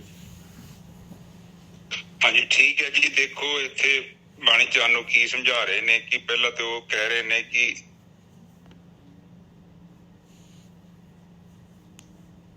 ਪਹਿਲੀ ਗੱਲ ਤੇ ਕਿ ਤੇਰੀ ਜ਼ਿੰਦਗੀ ਦਾ ਜਿਹੜਾ ਜੀਆ ਕੀ ਬਿਰਥਾ ਹੋਈ। ਬਿਰਥਾ ਦਾ ਮਤਲਬ ਹੁੰਦਾ ਹੈ ਕੋਈ ਵੀ ਆਪਾਂ ਨੂੰ ਕੋਈ ਵੀ ਪ੍ਰੋਬਲਮ ਆਪਣੀ, ਬਿਰਥਾ ਮਤਲਬ ਤਕਲੀਫ ਆਪਾਂ ਨੂੰ ਕੀ ਹੈਗੀ, ਕੋਈ ਪ੍ਰੋਬਲਮ ਹੈ ਬਈ। ਅੱਛਾ, ਹਾਂ, ਕੋਈ ਵਿਡੰਬਨਾ ਹੈ, ਉਲਝਣ, ਕੋਈ ਸੰਸਾ, ਉਲਝਣ, ਸਲਸਾ, ਚਿੰਤਾ, ਸਭ ਕੁਝ ਆ ਜਾਂਦਾ ਬਸ। ਹਾਂ, ਕਹਿੰਦੇ ਕਿ ਸਭ ਤੋਂ ਪਹਿਲਾਂ ਤੇ ਕਿ ਤੇਰੇ ਮਨ 'ਚ ਕੋਈ ਕਨਫਿਊਜ਼ਨ ਹੈਗੀ ਆ ਤੇ ਉਹਦੀ ਪ੍ਰੋਪਰਲੀ ਨਾ ਉਹਦਾ ਨਿਵਾਰਨ ਕਰੋ। ਹਾਂ, ਗੁਰੂ ਕੋਲੋਂ ਕਰਾ ਨਿਵਾਰਨ, ਆਪਣੇ ਆਪ ਨਹੀਂ ਹੋਣਾ ਤੇਰੇ ਕੋਲੋਂ ਨਿਵਾਰਨ, ਗੁਰੂ ਦੀ ਮੱਤ ਹੈ ਉਹਦੇ ਵਾਸਤੇ।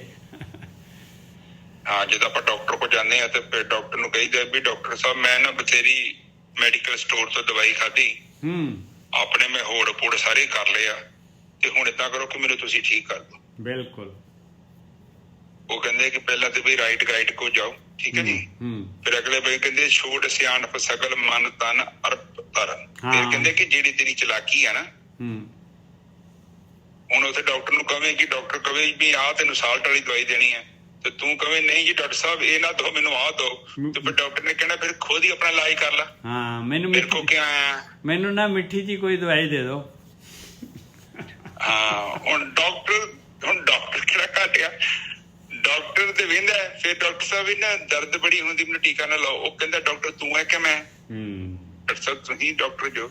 ਤੇ ਫਿਰ ਮੈਨੂੰ ਡਿਸਾਈਡ ਕਰਨ ਦੇ ਨਾ ਕਿ ਤੈਨੂੰ ਮੈਂ ਦਵਾਈ ਦੇਣੀ ਆ ਜਾਂ ਤੈਨੂੰ ਇੰਜੈਕਸ਼ਨ ਲਾਉਣਾ ਹੈ ਜਾਂ ਤੈਨੂੰ ਮੈਂ ਕਿੱਦਾਂ ਠੀਕ ਕਰਨਾ ਹੈ।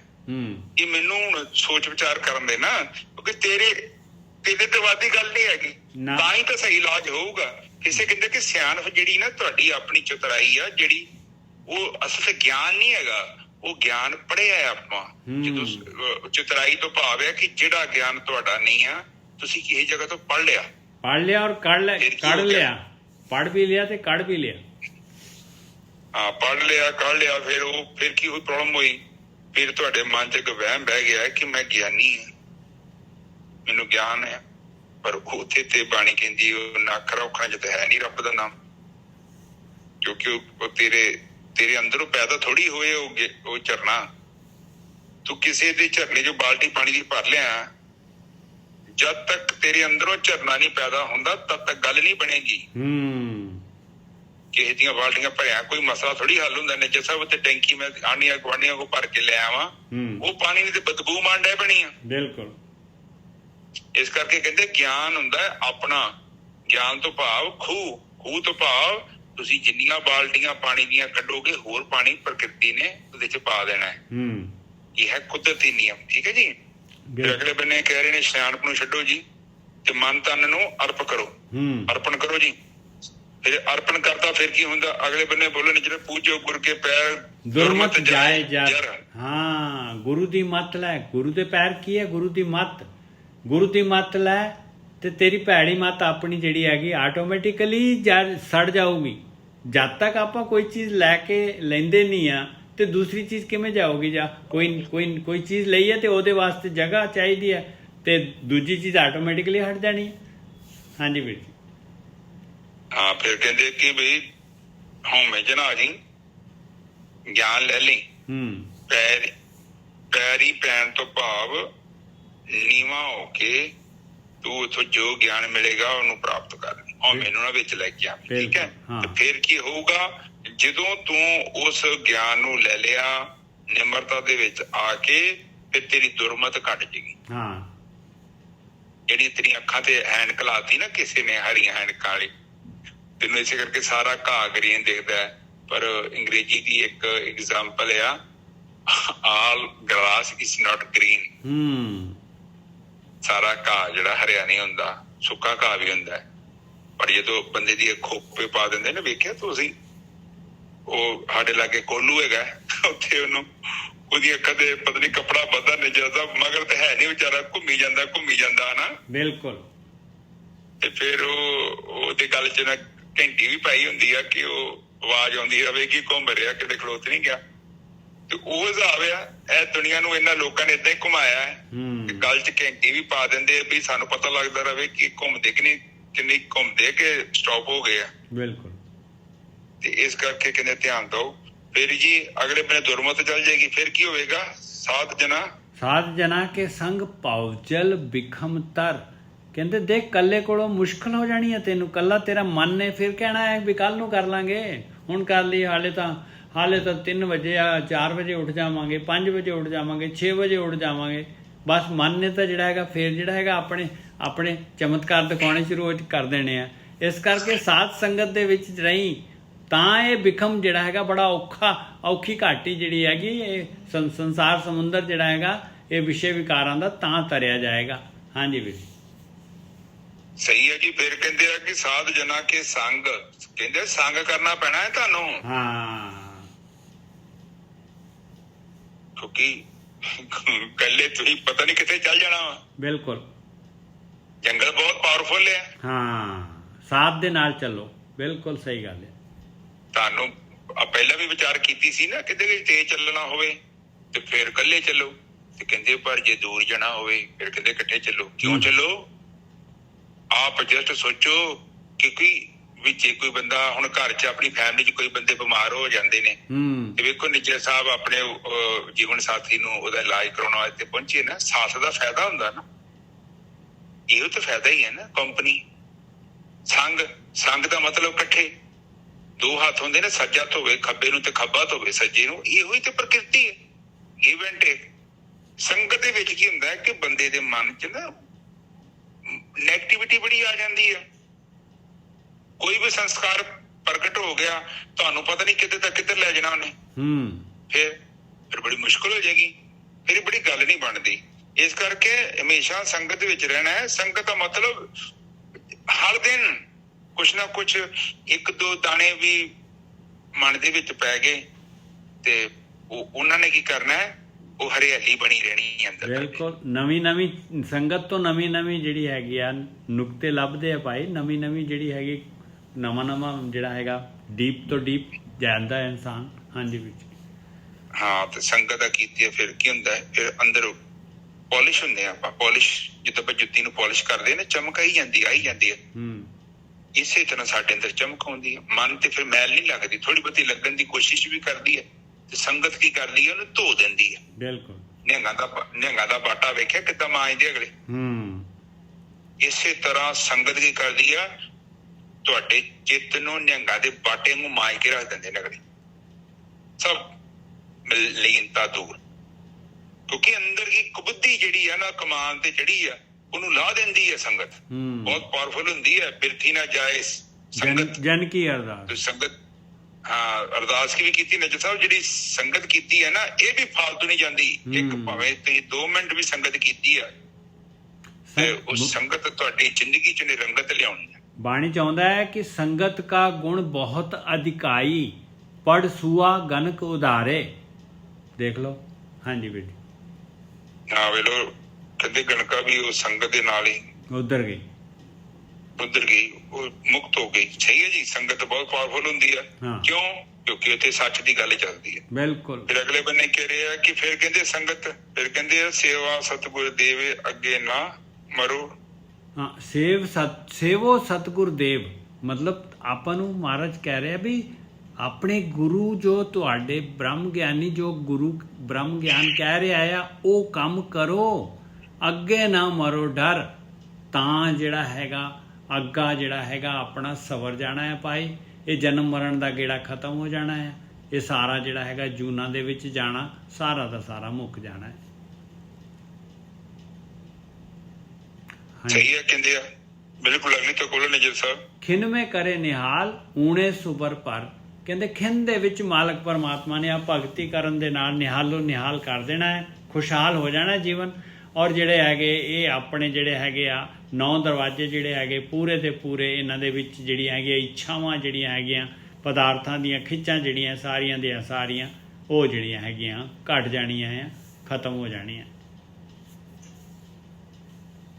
ਠੀਕ ਹੈ ਜੀ। ਕਹਿੰਦੇ ਖਿੰਦੇ ਵਿੱਚ ਕੀ ਹੋਏਗਾ, ਪਰਮਾਨੰਦ ਦੇ ਨਾਲ ਜੀਵਨ ਜਿਹੜਾ ਹੈ ਭਰਪੂਰ ਹੋ ਜਾਏਗਾ, ਭਰ ਜਾਏਗਾ। ਹਾਂ, ਔਰ ਜਿੰਦਾ ਵੀ ਏਦਾਂ ਹੀ ਹੈ ਜੀ। ਜੇਕਰ ਤੁਸੀਂ ਸੋਚੋਗੇ ਨਾ ਭਗਤੀ ਭੁਗਤੀ ਕੀਤਿਆਂ ਉਹਦੀ ਕੋਈ ਕੀਮਤ ਨਹੀਂ ਹੈਗੀ ਨਾਮ ਦੀ, ਉਹ ਤੇ ਫ੍ਰੀ ਦਿੰਦਾ ਹੈ। ਔਰ ਇਹ ਵੀ ਨਹੀਂ ਕਿ ਕੋਈ ਬੜੇ ਟਾਈਮ ਦਾ ਲੱਗਾ ਹੈ ਤੇ ਉਹਨੂੰ ਪਹਿਲੇ ਮਿਲ ਜੂਗਾ, ਤੇ ਜਿਹੜਾ ਬਾਅਦ ਚ ਲੱਗਾ ਹੈ ਉਹਨੂੰ ਬਾਅਦ ਚ ਮਿਲੇਗਾ। ਏਦਾਂ ਨਹੀਂ, ਉਹ ਪਤਾ ਨਹੀਂ ਕਿਹਨੂੰ ਪਹਿਲਾਂ ਦੇ ਦਿੰਦਾ, ਉਹਦੀ ਮਰਜ਼ੀ। ਉਹਦੀ ਮਰਜ਼ੀ ਹੈ।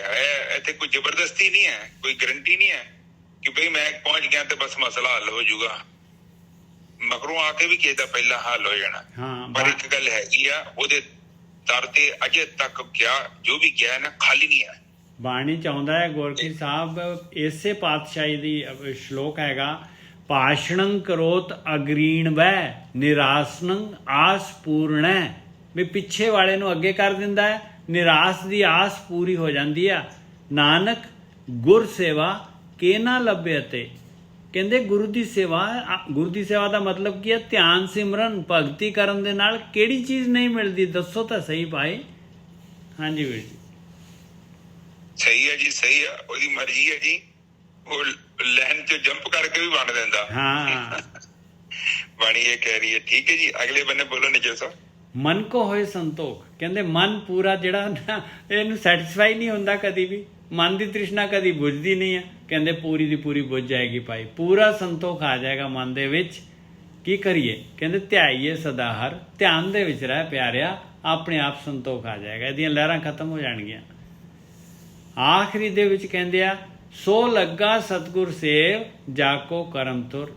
ਕਹਿੰਦੇ ਜਿਹੜਾ ਭਗਤੀ ਕਰਨ ਲੱਗ ਪਿਆ ਭਾਈ, ਆ ਜਿਹੜੀ ਹੈਗੀ ਸਤਿਗੁਰੂ ਦੀ ਸੇਵਾ ਜਿਹੜੀ ਆ, ਧਿਆਨ ਸਿਮਰਨ, ਆਪਣੇ ਵਿਚਾਰ ਬੰਦ ਕਰਨੇ, ਆਪਣੇ ਅੰਦਰ ਵੜਨਾ, ਕਹਿੰਦੇ ਭਾਈ ਇਹਦੇ ਉੱਤੇ ਤਾਂ ਬਹੁਤ ਵੱਡੀ ਧੁਰੋਂ ਮਾਲਕ ਪਰਮਾਤਮਾ ਦੀ ਬਖਸ਼ਿਸ਼ ਹੈ। ਹਾਂਜੀ ਵੀਰ ਜੀ। ਸਹੀ ਹੈ ਜੀ। ਉਹ ਕਹਿੰਦੇ ਆ ਕਿ ਸਭ ਤੋਂ ਪਹਿਲਾਂ ਕਿ ਜਦੋਂ ਤੂੰ ਭਗਤੀ ਕੀਤੀ, ਜਦੋਂ ਆਰਾਧਨਾ ਕੀਤੀ, ਜਪ ਤਪ ਕੀਤਾ, ਤਾਂ ਤੇਰੇ ਜੀਵਨ ਚ ਸੰਤੋਖ ਹੋਣਾ ਬੜਾ ਜ਼ਰੂਰੀ ਹੈ। ਬਿਲਕੁਲ।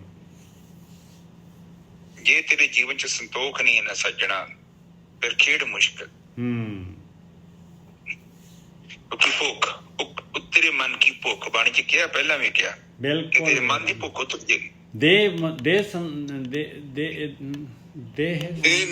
ਦੇ ਨਾਮ ਸੰਤੋਖੀਆ ਉਤਰੇ ਮਨ ਕੀ ਭੁੱਖ। ਨਾਮ ਮਿਲਣਾ ਹੈ ਤੇ ਸੰਤੋਖ ਹੋਣਾ ਹੈ। ਭਗਤੀ ਦੇ ਨਾਲ ਨਾਮ ਮਿਲਣਾ ਹੈ। ਭਗਤੀ ਜਿਹੜੀ ਹੈ ਨਾਮ ਧਨ ਇਕੱਠਾ ਕਰਨਾ ਹੈ, ਬਸ ਇਸੇ ਦੇ ਨਾਲ ਸੰਤੋਖ ਹੋਣਾ ਹੈ। ਹਾਂਜੀ ਵੀਰ ਜੀ। ਜਪ ਤਪ ਸੰਜਮ, ਇਹ ਸਭ ਬਹੁਤ ਇੰਪੋਰਟੈਂਟ ਨੇ। ਸੰਤੋਖ ਦਾ ਮਤਲਬ ਹੈ ਕਿ ਮਨ ਦੀ ਜਿਹੜੀ ਨਾ ਸੰਤੁਸ਼ਟੀ ਹੋ ਜਾਣੀ ਹੈ।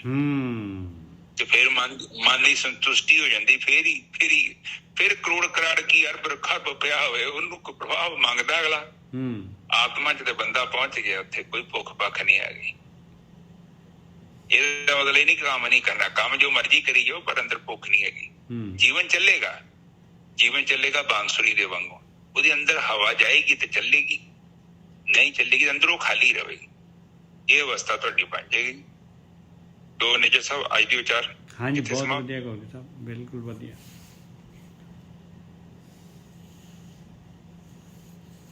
ਏਕ ਓਂਕਾਰ ਸਤਿਨਾਮ ਕਰਤਾ ਪੁਰਖ ਨਿਰਭਉ ਨਿਰਵੈਰ ਅਕਾਲ ਮੂਰਤ ਅਜੂਨੀ ਸੈਭੰ ਗੁਰ ਪ੍ਰਸਾਦ। ਇਹ ਮੇਰੇ ਪਿਤਾ ਗਰੀਬ ਨਵਾਜ ਬਾਣੀ ਪੜ੍ਹਦੇ ਹਾਂ, ਵਿਚਾਰ ਕਰਦੇ ਹਾਂ, ਬਾਣੀ ਸਰਵਣ ਕਰਦਿਆਂ ਨੇ ਪ੍ਰਕਾਰ ਦੀਆਂ ਭੁੱਲਾਂ ਤੇ ਗਲਤੀਆਂ ਹੋ ਗਈਆਂ। ਨਿਦਾਨ ਬੱਚੇ ਸਮਝ ਕੇ ਮਾਫ ਕਰੋ, ਅੱਗੇ ਤੋਂ ਸ਼ੋਧ ਤੇ ਸਪਸ਼ਟ ਬਾਣੀ ਪੜ੍ਹਨ ਦੀ ਆਗਿਆ ਬਖਸ਼ਣੀ। ਆਈ ਸੰਗਤ ਦੀ ਹਾਜ਼ਰੀ ਆਪਣੇ ਦਰ ਤੇ ਪ੍ਰਵਾਨ ਕਰਨੀ। ਵਾਹਿਗੁਰੂ ਜੀ ਕਾ ਖਾਲਸਾ, ਵਾਹਿਗੁਰੂ ਜੀ ਕੀ ਫਤਿਹ। ਵਾਹਿਗੁਰੂ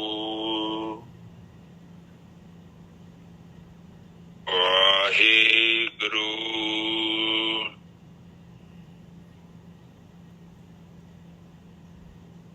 ਵਾਹਿਗੁਰੂ ਵਾਹਿਗੁਰੂ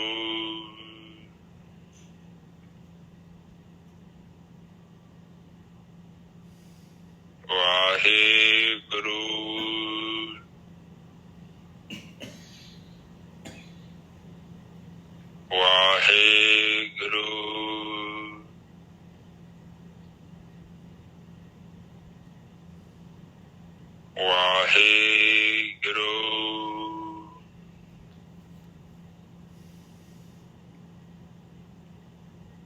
ਵਾਹਿਗੁਰੂ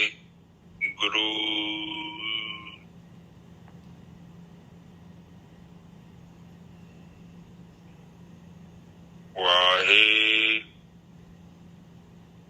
ਵਾਹਿਗੁਰੂ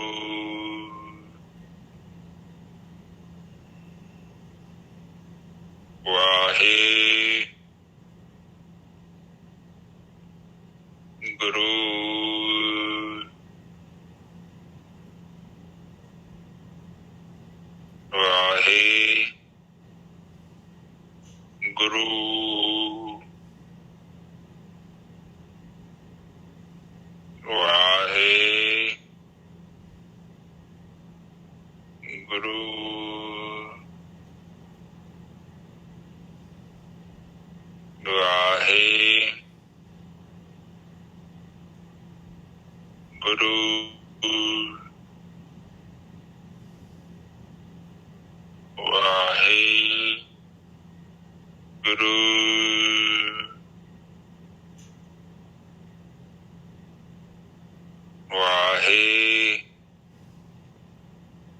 ਗੁਰੂ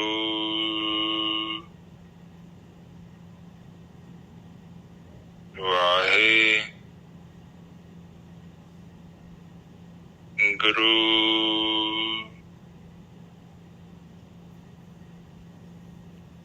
ਵਾਹਿਗੁਰੂ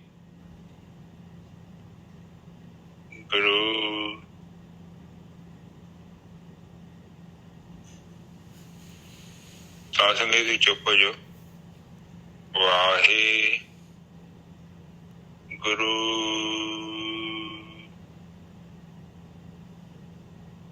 ਵਾਹਿਗੁਰੂ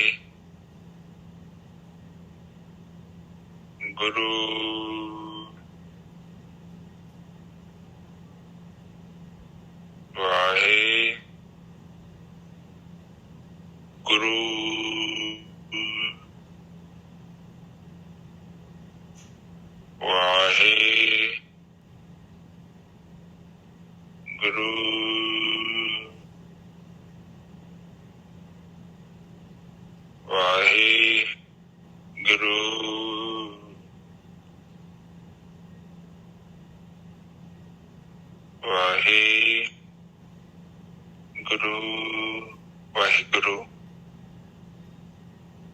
ਵਾਹਿਗੁਰੂ ਵਾਹਿਗੁਰੂ ਵਾਹਿਗੁਰੂ ਵਾਹਿਗੁਰੂ ਜੀ ਕਾ ਖਾਲਸਾ ਵਾਹਿਗੁਰੂ ਜੀ ਕੀ ਫਤਿਹ।